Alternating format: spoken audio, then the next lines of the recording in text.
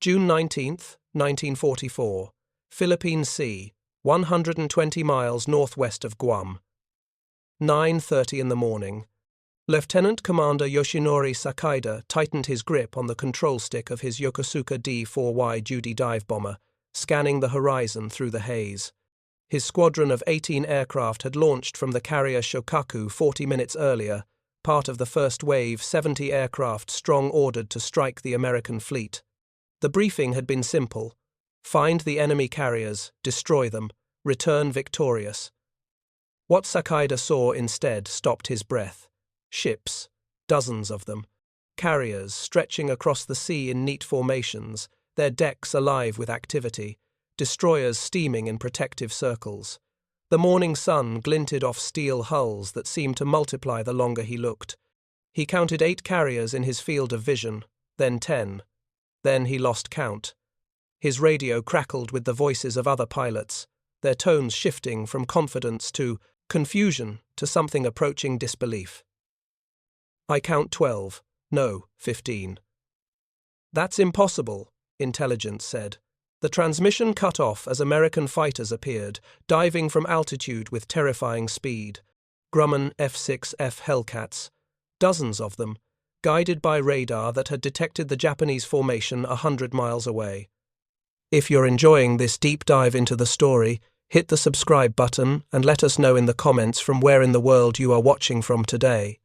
Sakaida's world became chaos. Aircraft spiraling, smoke trails, the staccato thunder of 50 caliber machine guns. He never reached the carriers. Few did. Of the 70 aircraft in that first wave, only 27 would return.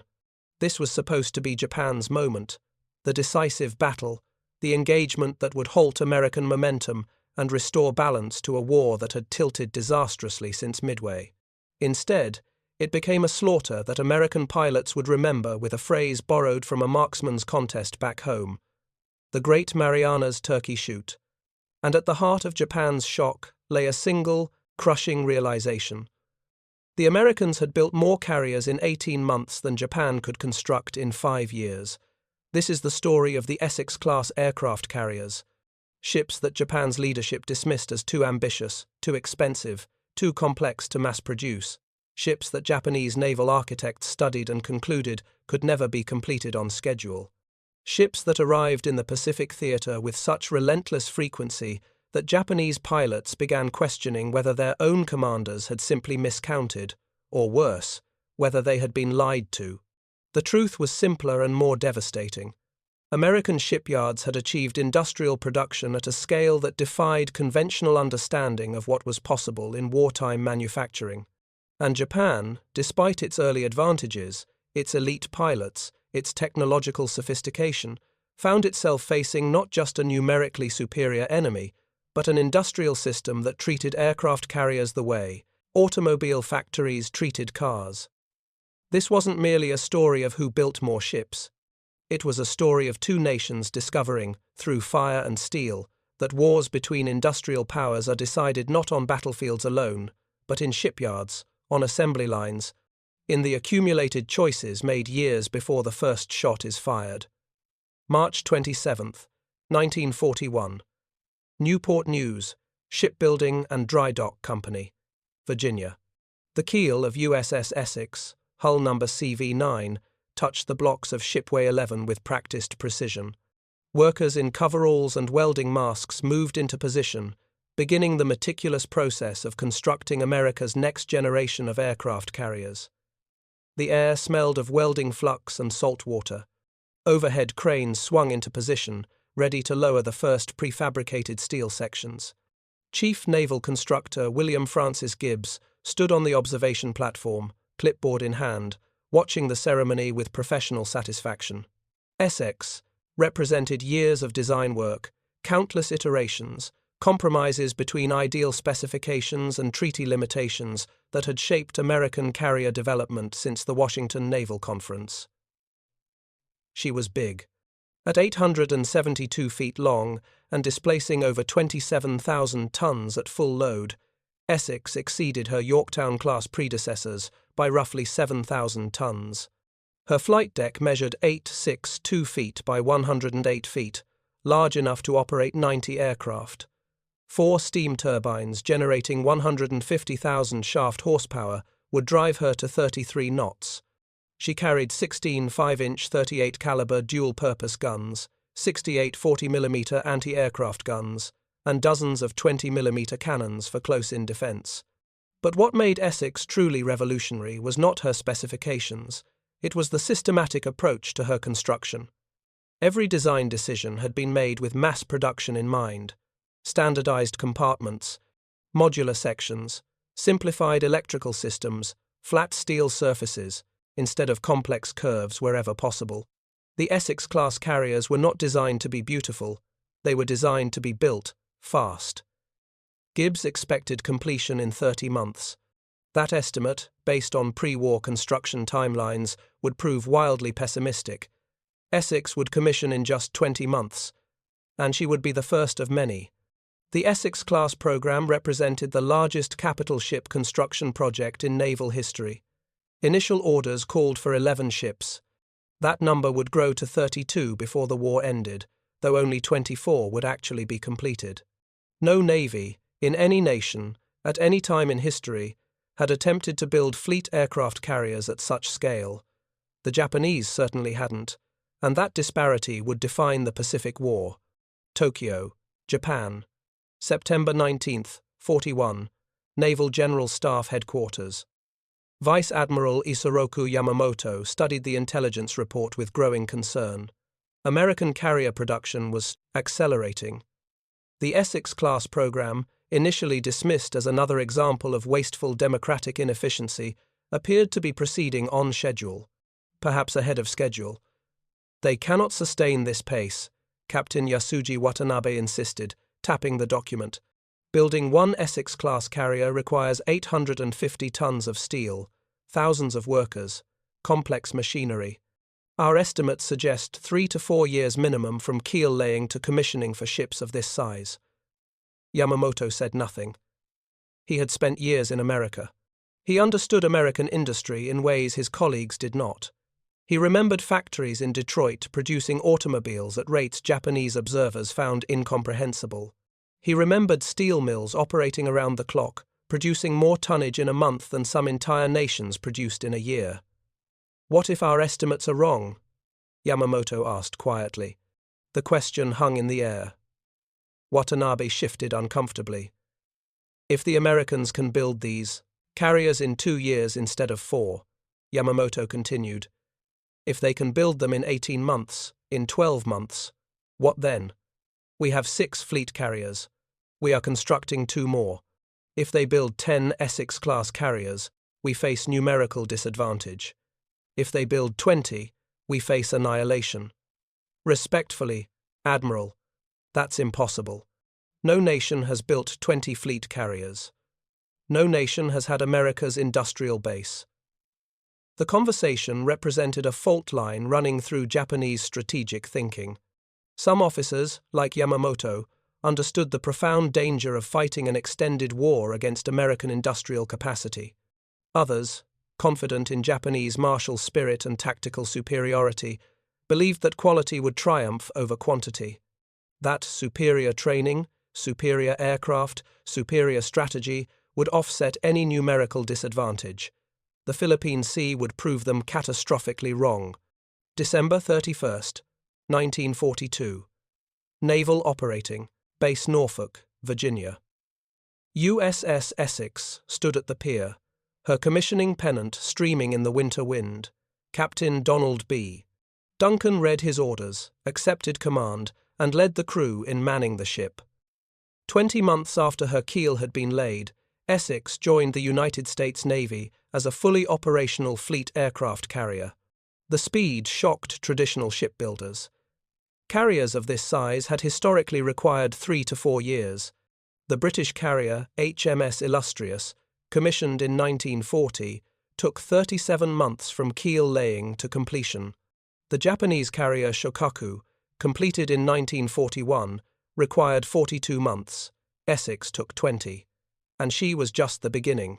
USS Yorktown, CV-10, commissioned on April 15, 1943, just 16.5 months after her keel was laid. USS Lexington, CV-16, commissioned on February 17, 1943, after 17 months of construction. USS Bunker Hill, CV-17, commissioned May 24, 1943. The production rhythm was extraordinary. Through 1943 and 1944, a new Essex-class carrier commissioned approximately every 2 months. The shipyards Newport News, Bethlehem Steel's Fall River facility, Brooklyn Navy Yard, Philadelphia Navy Yard, Norfolk Navy Yard, operated around the clock, 3 shifts, 7 days a week. This wasn't traditional shipbuilding. This was industrial production applied to warship construction with a ruthlessness that prioritized speed and standardization over custom craftsmanship. The workers who built these carriers numbered in the tens of thousands. At Newport News alone, employment swelled from 17,000 workers in 1940 to over 31,000 by 1943. Philadelphia Navy Yard employed 40,000. Brooklyn Navy Yard, 70,000. Many were women, brought into shipyard work by necessity and proving themselves capable of welding, riveting, electrical work that male workers had monopolized for generations. The steel came from mills in Pennsylvania and Ohio, operating at maximum capacity. The armor plate came from specialized facilities that had never worked such extended schedules. The aircraft elevators, the catapults, the arresting gear, the radar systems, the radio equipment, every component required specialized manufacturing, coordinated delivery, precise installation, and somehow, impossibly, it worked. By mid-1943, when Japanese intelligence officers compiled reports on American carrier strength, the numbers seemed like clerical errors. 7 Essex-class carriers in service, 5 more under construction, orders placed for 6 additional hulls. The rate of construction suggested that by mid-1944, America would possess more fleet carriers than Japan had ever operated in its entire naval history. Kure Naval Base, Japan, March 19, 1943. Commander Mitsuo Fuchida, the pilot who had led the Pearl Harbor attack, stood in the briefing room studying reconnaissance photographs of American shipyards. He had been reassigned to staff duties after being wounded at Midway, and his new role involved analyzing American industrial capacity. The photographs showed controlled chaos. Newport News shipbuilding with 2 Essex-class hulls under construction simultaneously, Brooklyn Navy Yard with 3 carriers in various stages of completion. The scale of activity visible even from reconnaissance altitude testified to massive labor forces working at sustained intensity. How many workers do the Americans have in these facilities? A junior officer asked. Fuchida consulted his notes. Newport News employs approximately 30,000, Philadelphia over 40,000, Brooklyn perhaps 70,000. Total across all American shipyards likely exceeds 300,000 workers directly engaged in naval vessel construction. The numbers provoked uncomfortable silence. Japan's entire shipbuilding workforce numbered approximately 150,000 workers spread across multiple naval arsenals and commercial yards. Half the American total, and Japanese yards built not just carriers but battleships, cruisers, destroyers, submarines, merchant vessels. The strain showed. Construction timelines extended, materials grew scarce. Skilled workers left for military service and could not be replaced. We must increase production, another officer insisted. The Americans are outbuilding us 3-1. With what workers? Fuchida asked quietly. With what steel? Our mills operate at maximum capacity. Our labor force is fully mobilized. We can accelerate individual projects by prioritizing them, but only by delaying others. The Americans face no such constraint. Their industrial capacity exceeds ours by perhaps 10-1. They can expand. We cannot. This was the mathematics of industrial warfare laid bare. Japan, despite decades of modernization, despite impressive shipyards and skilled workers, despite technological sophistication, could not match American production. The gap wasn't marginal, it was absolute, and it was widening. The Unryu-class carriers, Japan's response to the Essex class, illustrated the disparity with painful clarity. Ordered in 1942, the Unryu class represented simplified carrier designs intended for rapid construction. They displaced 17,000 tons, carried 65 aircraft, and sacrificed armor protection for building speed. The first ship, Unryu herself, was laid down in August 1942. She commissioned in August 1944. 24 months of construction. The Americans built Essex in 20 months. And Essex displaced 10,000 tons more, carried more aircraft, possessed better protection, steamed faster. Japan planned 17 Unryu-class carriers. They completed 3. All 3 were sunk within months of commissioning. The industrial arithmetic was devastating. Between 1942 and 1945, Japan built 25.2 tons of Unryu-class carrier per day. The United States built 52.1 tons of Essex-class carrier per day. America constructed twice as much carrier tonnage each day and delivered each ship 24% faster. August 19, 1943, Pearl Harbor, Hawaii. USS Essex and USS Yorktown arrived at Pearl Harbor after their trans-Pacific voyages, joining USS Enterprise and USS Saratoga as the core of the Pacific Fleet's striking power. The sight of 4 fleet carriers together, a concentration that would have seemed extraordinary 18 months earlier, now represented merely the beginning of American carrier strength. Admiral Chester Nimitz stood on the pier watching sailors man the rails, their uniforms brilliant white against the grey hulls. He knew what these ships represented. Not just firepower, though they possessed that in abundance. Not just operational flexibility, though their 33-knot speed and 15,000-mile range made them the most mobile striking force ever created. These ships represented industrial capacity transformed into strategic advantage. "How many do we expect by this time next year?" his chief of staff asked. 12 Essex-class carriers operational, possibly 14, plus the Independence-class light carriers converted from cruiser hulls. We'll have 20 carriers minimum, possibly 25. The numbers defied historical precedent.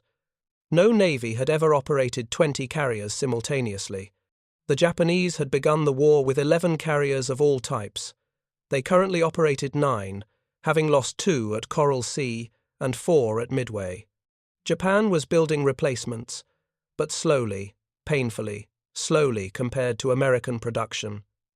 "The Japanese must know these numbers," the chief of staff observed.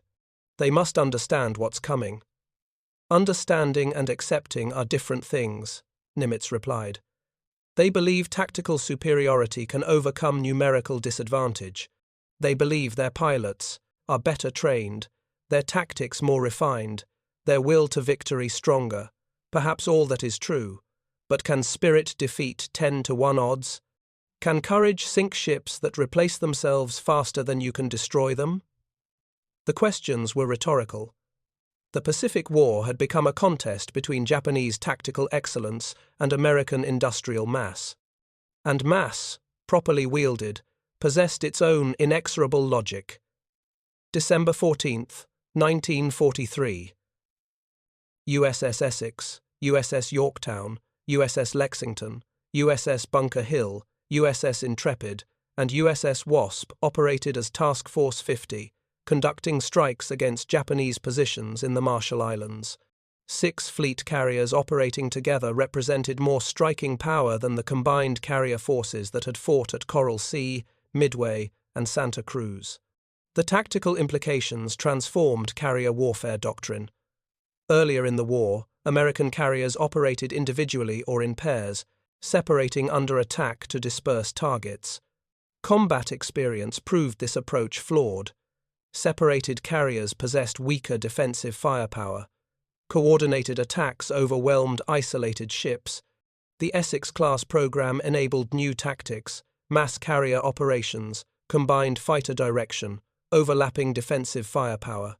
When Task Force 50 came under attack, The collective anti-aircraft fire from 6 carriers plus their screening destroyers and cruisers created defensive zones that decimated attacking aircraft before they reached launch range. Japanese pilots who encountered these formations described the experience with a word rarely associated with naval warfare. If you find this story engaging, please take a moment to subscribe and enable notifications. It helps us continue producing in-depth content like this. Industrial. The defensive fire wasn't sporadic or aimed. It was systematic. Radar-controlled directors tracked incoming aircraft and assigned interception sectors. Fighter directors aboard the carriers guided Hellcats to intercept points calculated by shipboard computers.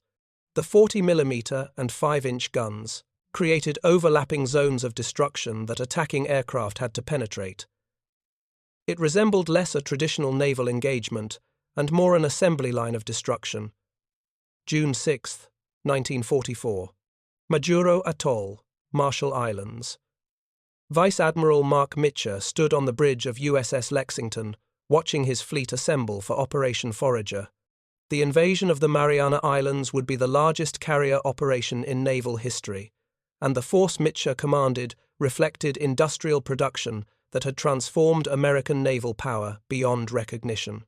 Task Force 58 comprised 15 fleet carriers and 8 light carriers, 15 Essex-class and Yorktown-class fleet carriers, 8 Independence-class light carriers converted from cruiser hulls, 23 aircraft carriers operating as a single striking force, carrying over 900 aircraft, escorted by 7 battleships, 21 cruisers, and 69 destroyers.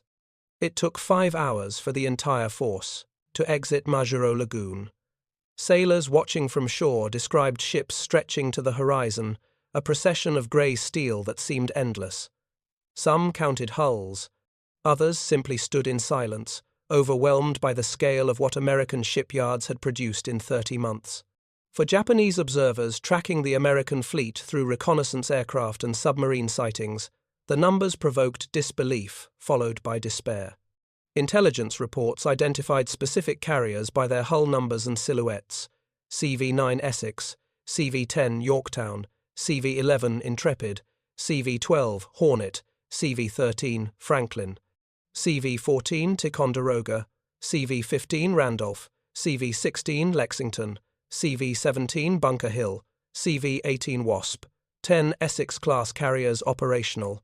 With more commissioning every month, the Japanese combined fleet possessed 9 carriers total, including light carriers and converted seaplane tenders. And half of those carriers sailed with depleted air groups, unable to replace pilots lost in previous engagements. 2. Mathematics of carrier warfare had inverted completely. At Pearl Harbor, Japan possessed overwhelming carrier superiority. 6 fleet carriers against America's 7, but with superior aircraft, superior pilots, superior tactical doctrine. Now, barely 30 months later, America possessed 3 times as many fleet carriers, with production continuing at rates Japan could not approach. Admiral Soemu Toyoda, commander of the combined fleet, understood what these numbers meant. The decisive battle Japan had sought, the engagement that would destroy American naval power and force a negotiated peace, had become impossible. Any battle would now involve Japanese carriers outnumbered 3-1, 4-1, possibly worse.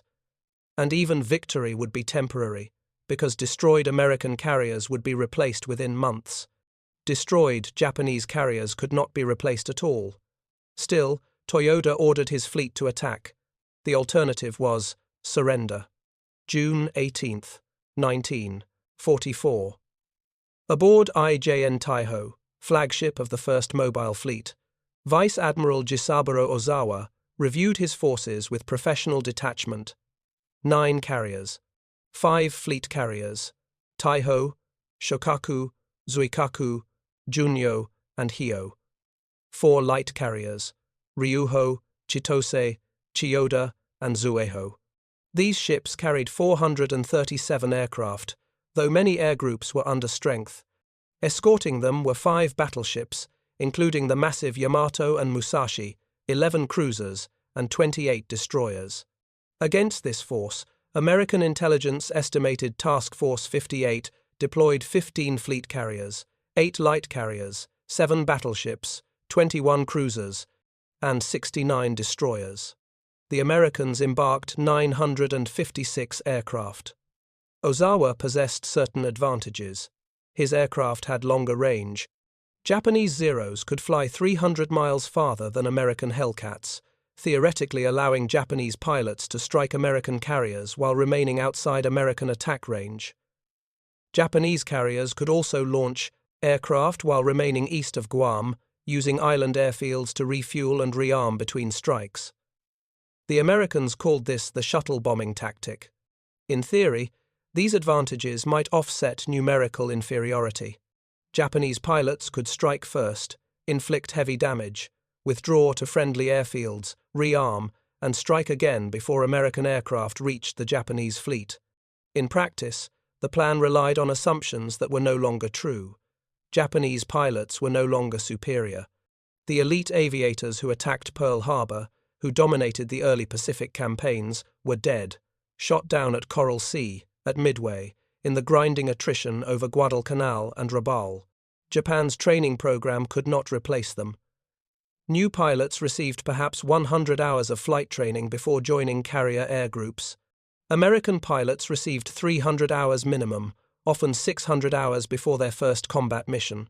The aircraft were no longer superior. The Zero, revolutionary in 1941 with its combination of range, maneuverability, and firepower, was now obsolete. It lacked armor protection. It lacked self-sealing fuel tanks. A single burst from a Hellcat's 650 caliber machine guns could ignite a Zero's fuel tanks and tear the aircraft apart. The Hellcat, by contrast, could absorb tremendous punishment and continue fighting. American pilots joked that Zeros were built like tissue paper while Hellcats were built like trucks. Most critically, American radar gave Task Force 58 capabilities that negated Japanese tactical advantages. Radar could detect incoming aircraft formations 150 miles away. Fighter directors could vector Hellcats to intercept points calculated to engage Japanese aircraft long before they reached the American fleet. The element of surprise, once Japan's greatest tactical weapon, no longer existed. Ozawa did not know this. His intelligence estimated American radar range at perhaps 50 miles. He believed his first strike would approach undetected, achieve surprise, inflict crippling damage. He was catastrophically wrong. June 19th, 1944, 0830 hours, Philippine Sea. Lieutenant Ryunosuke Nomura led his division of 12 Zeros toward the American fleet, flying escort for a strike package of dive bombers and torpedo planes. The morning sun glinted off calm water. Visibility was excellent. His radio carried the confident chatter of pilots anticipating their first major engagement. Then American fighters appeared. They came from above, diving from 20,000 feet with speed that overwhelmed Japanese formations. Hellcats, with their 2,000 horsepower engines, carrying 650 caliber machine guns, flown by pilots who had trained for this moment for 18 months. The Japanese formation disintegrated. Zeros twisted into evasive maneuvers. Bombers broke formation, seeking cloud cover that didn't exist. Torpedo planes jettisoned their weapons and fled. Nomura's wingman vanished, in an explosion of flame. He pulled into a climbing turn, saw 3 Hellcats converging, fired a burst that went wide, felt impacts along his fuselage. His engine coughed smoke. Oil sprayed across his windscreen. He dove toward the ocean, pursued by 2 Hellcats that fired methodical bursts until his aircraft hit the water at 200 knots and disintegrated. He was one of 42 Japanese pilots shot down in the first attack wave. Of 69 aircraft that had launched from Japanese carriers, only 27 returned. They sank no American ships. They damaged no American carriers. Most never reached the American fleet. The second wave, launched at 10:30 hours, fared worse. 98 aircraft approached Task Force 58. American radar detected them 140 miles out. Fighter directors vectored 60 Hellcats to intercept. The engagement became systematic destruction. Japanese aircraft fell in flames before reaching anti-aircraft range. Of 98 aircraft launched, only 31 returned. Again, no American ships were hit. The third wave, 47 aircraft, was detected and massacred. 7 aircraft returned. The fourth wave, 82 aircraft, never found Task Force 58 at all.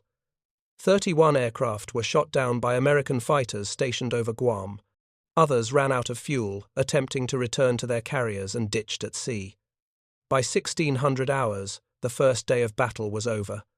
Japanese carriers had launched 373 aircraft in 4 major strikes. More than 300 were destroyed.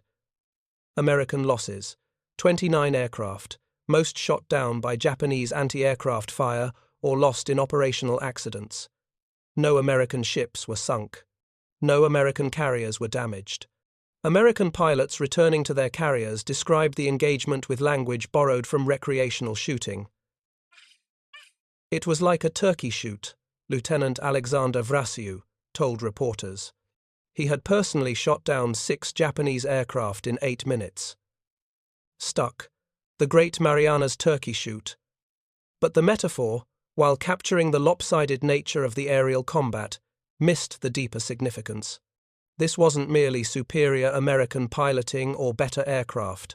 This was industrial production transformed into military dominance, so absolute that Japanese courage, Japanese skill, Japanese tactical sophistication became irrelevant. Aboard USS Lexington, 1600 hours. Admiral Mitchell reviewed the day's action reports with his staff. The numbers told a story of annihilation. Over 300 Japanese aircraft destroyed. American losses minimal. 2 Japanese fleet carriers sunk by American submarines, Taiho and Shokaku, both torpedoed and destroyed by internal explosions. The Japanese carrier force, already outnumbered 3-1, had lost 2/3 of its aircraft and 2 of its 5 fleet carriers in a single day. "They'll withdraw," Mitchell's chief of staff predicted. "Ozawa has no choice. He's lost his air groups. He can't defend his remaining carriers." Mitchell studied the charts. The Japanese fleet was retreating westward, toward the Philippines. American carriers could pursue, could launch a strike the following day. But the range would be extreme, near the maximum operating radius of American aircraft.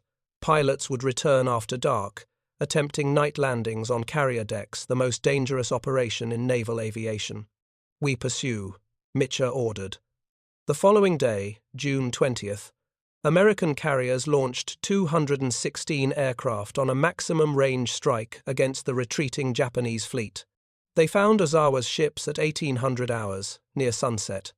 American dive bombers and torpedo planes attacked in fading light, sinking the carrier Hio and damaging the carriers Zuikaku and Chiyoda, the battleship Haruna, and several cruisers and destroyers.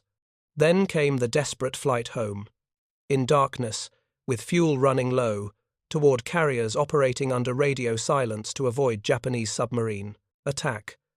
Mitchell made a decision that would become legendary in naval aviation.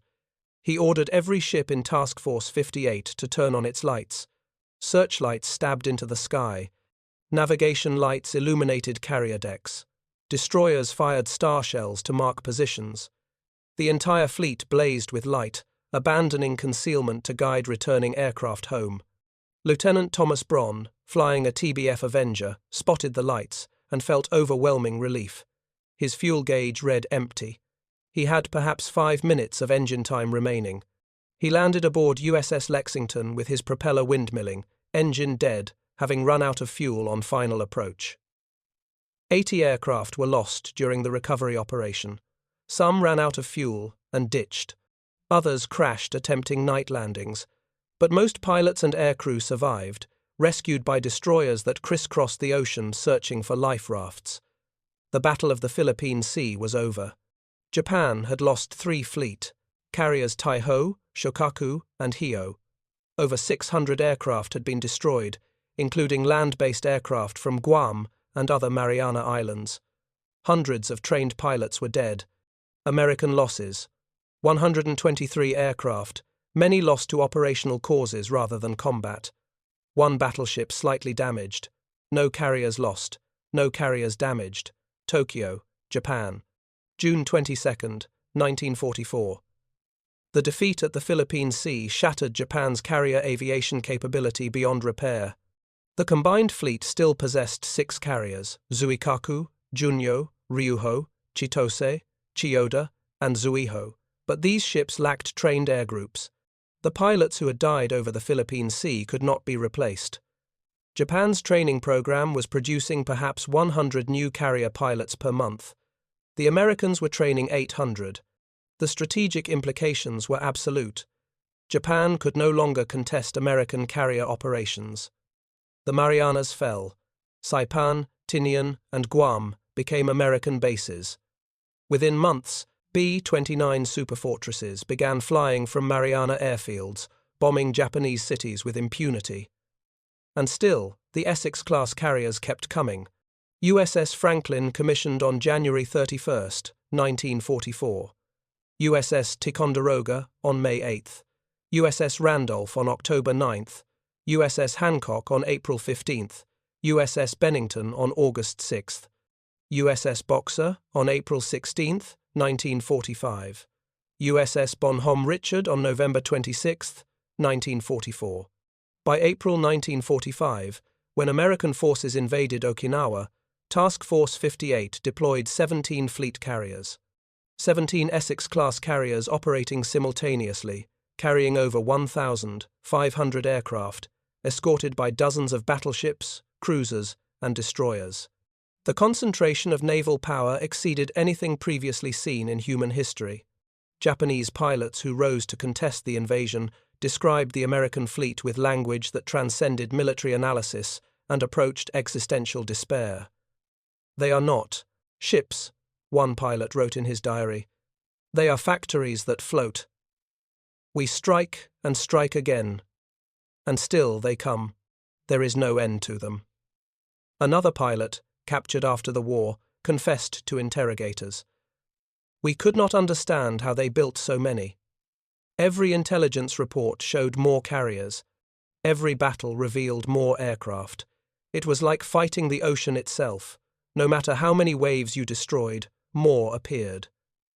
The industrial arithmetic that had doomed Japan was brutally simple. Between 1941 and 1945, the United States completed 24 Essex-class fleet carriers. Japan completed 3 Unryu-class carriers and converted several ships from other types.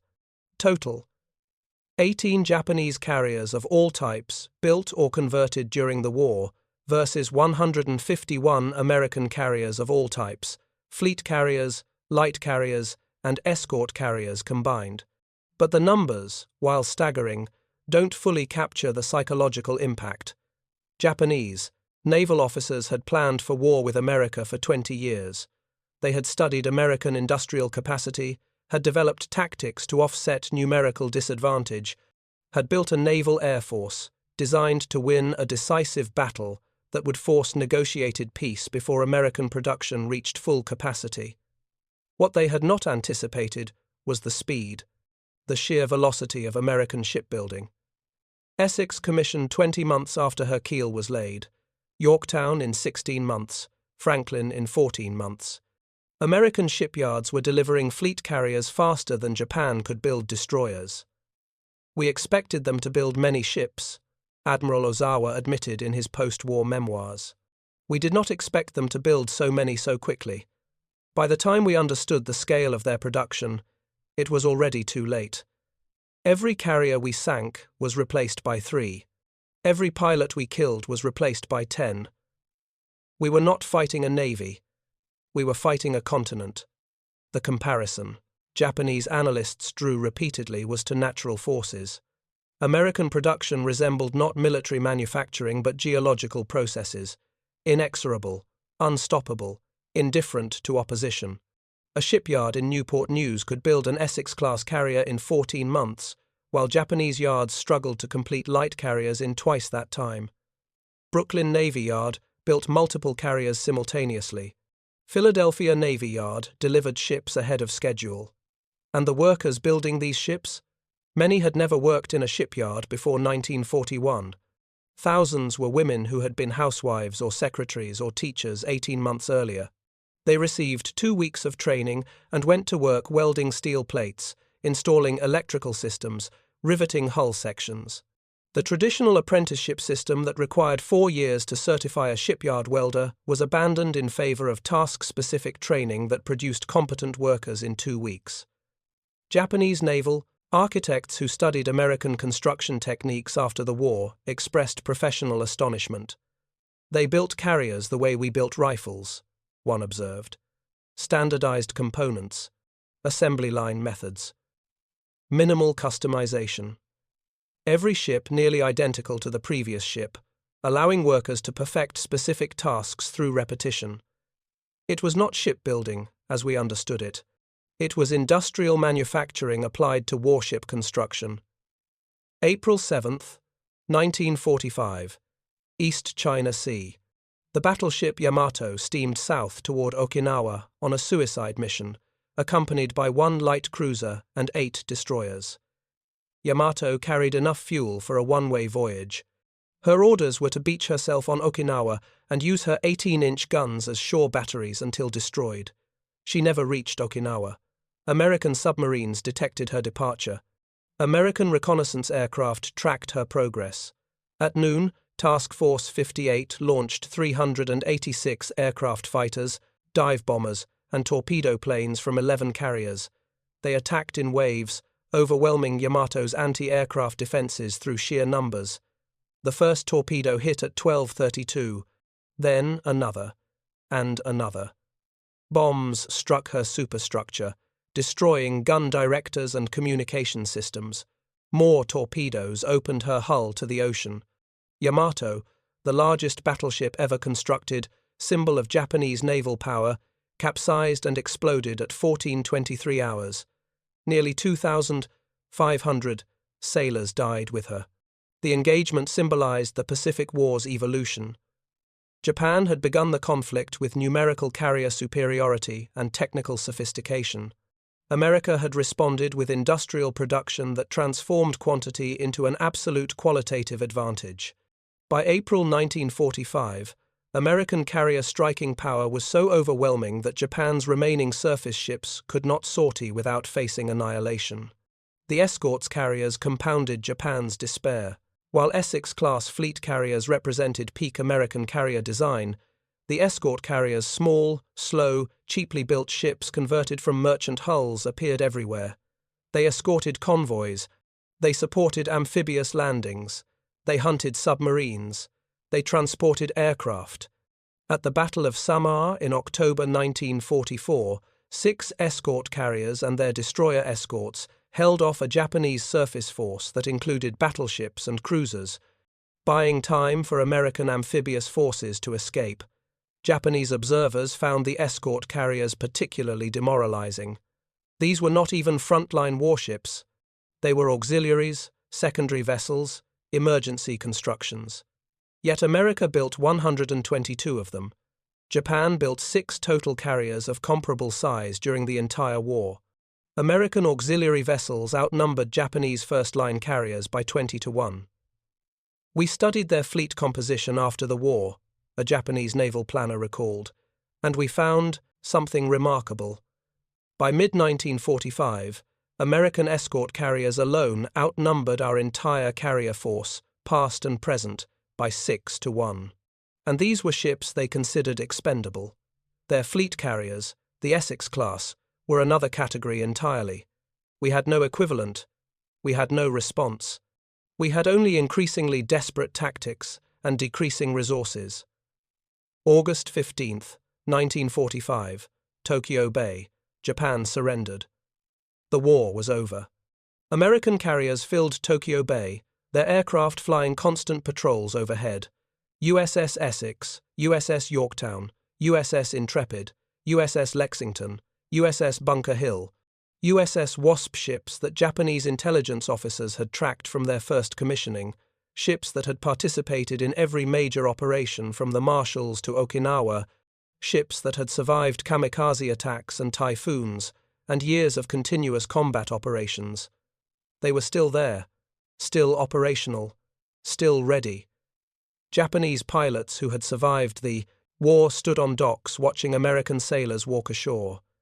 Many wept, not from shame, though shame was present, but from the overwhelming realization of what they had fought against. The carriers represented not merely superior tactics or better aircraft. They represented an industrial system so advanced, so productive, so ruthlessly efficient that opposition was meaningless. "I understood at Midway that we might lose the war," one pilot recalled.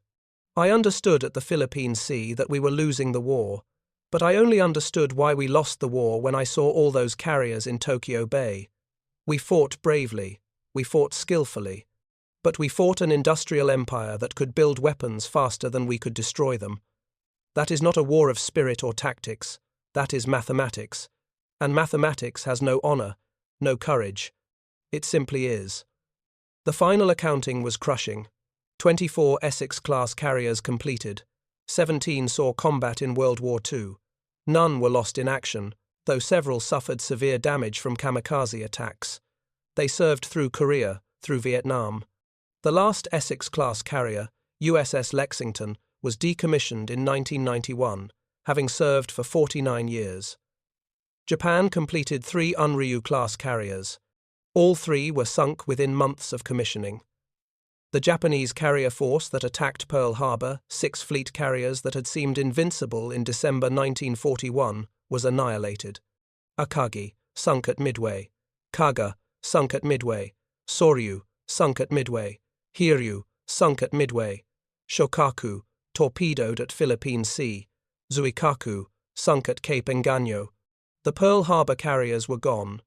In their place, America possessed a carrier force larger than all other navies combined, and they had built it in 42 months.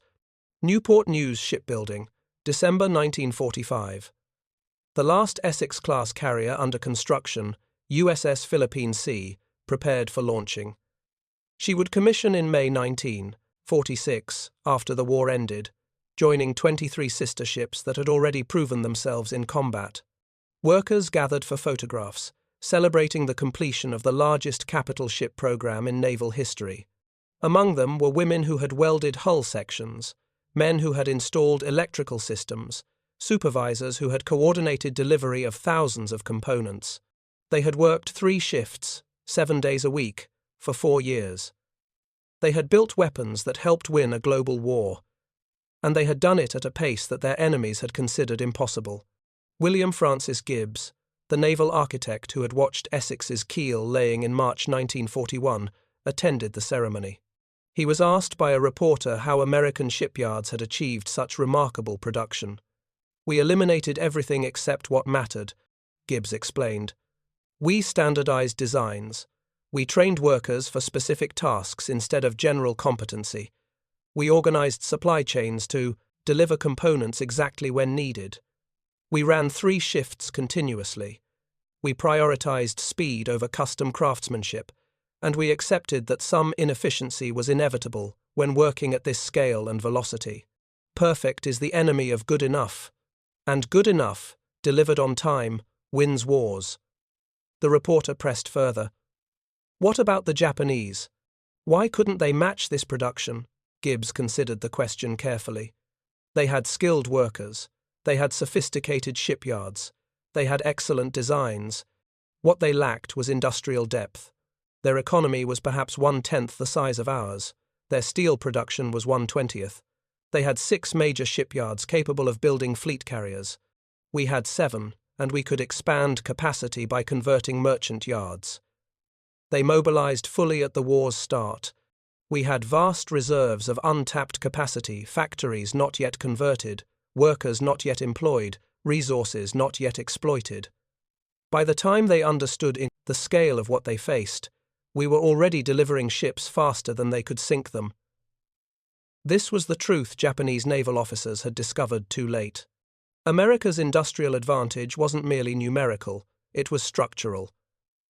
Japan had mobilized completely for war. America had mobilized partially and still possessed overwhelming superiority. Full American mobilization would have been economically unnecessary and logistically impossible to deploy. "We could have built 50 Essex-class carriers," Gibbs continued. Perhaps 100. We had the steel, the workers, the shipyard capacity. We built 24, because that was sufficient. Building more would have been wasteful. The ships we completed already exceeded any plausible operational requirement. Wars between industrial powers are not won by matching your enemy's production. They are won by exceeding your enemy's production so comprehensively that continued resistance becomes mathematical impossibility. The Essex-class carriers stood as monuments to industrial warfare's fundamental reality.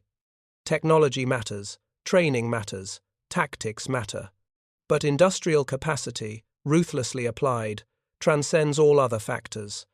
Japan's elite pilots, flying advanced aircraft, executing sophisticated tactics, faced American pilots of comparable skill, flying comparable aircraft. The deciding factor wasn't individual combat effectiveness, it was the number of carriers delivering those pilots to battle. Every Essex-class carrier could launch 90 aircraft. 12 Essex-class carriers could launch over 1,000 aircraft. Against that concentration of striking power, Japanese defensive tactics became irrelevant. Numbers overwhelmed quality. Mass created its own qualitative advantage. The psychological impact on Japanese forces cannot be overstated.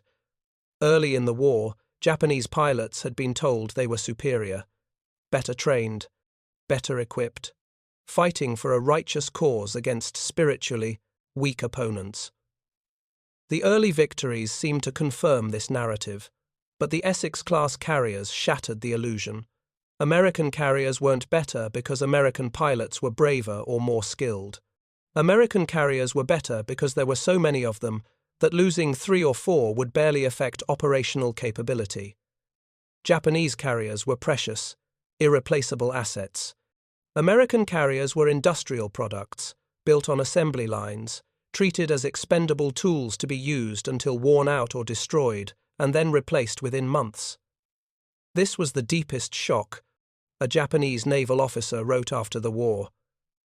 We had been taught that spirit triumphs over materiel, that Bushido conquers all obstacles, that death before dishonor represents the ultimate victory. But against the Essex-class carriers, spirit was meaningless.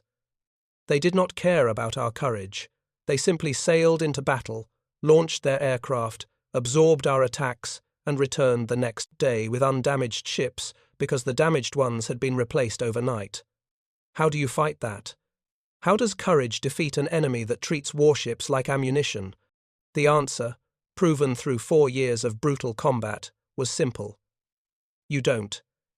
Industrial wars are won by industrial capacity, and in the contest between Japanese manufacturing and American production, there was never any real competition, only an illusion that courage might bridge an unbridgeable gap. Thank you for watching. For more detailed historical breakdowns, check out the other videos on your screen now, and don't forget to subscribe.